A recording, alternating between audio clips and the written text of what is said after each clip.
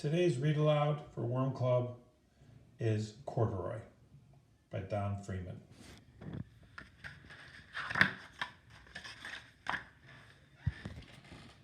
Corduroy is a bear who once lived in the toy department of a big store.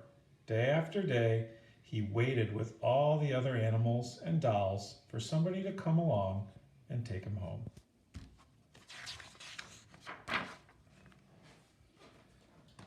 The store was always filled with shoppers buying all sorts of things, but no one ever seemed to want a small bear in green overalls.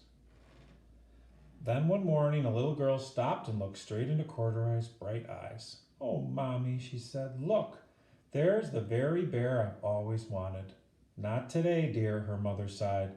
"I've spent too much already. Besides, he doesn't look new. He's lost a button to one of his shoulder straps." Corduroy watched them sadly as they walked away. "I didn't know I'd lost a button," he said to himself. "Tonight I'll go and see if I can find it."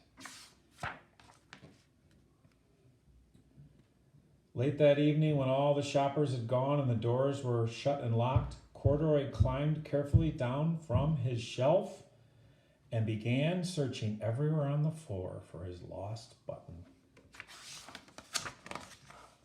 Suddenly, he felt the floor moving under him.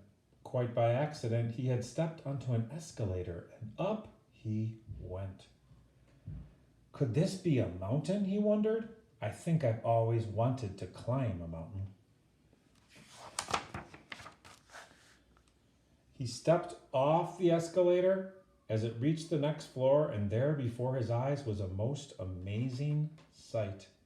Tables and chairs and lamps and sofas and rows of beds. "This must be a palace," Corduroy gasped. "I guess I've always wanted to live in a palace."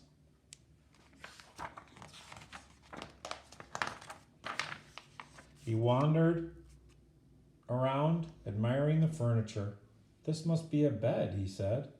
"He said I've always wanted to sleep in a bed," and he crawled up onto the large, thick mattress. All at once he saw something small and round. "Why, here's my button," he cried, and he tried to pick it up. But like all the other buttons on the mattress, it was tied down tight.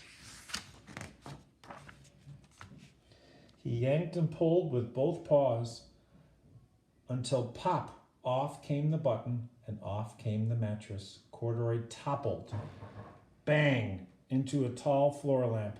Over it fell with a crash. Corduroy didn't know it, but there was someone else awake in the store. The night watchman was going on his rounds on the floor above when he heard the crash, and he came dashing down the escalator.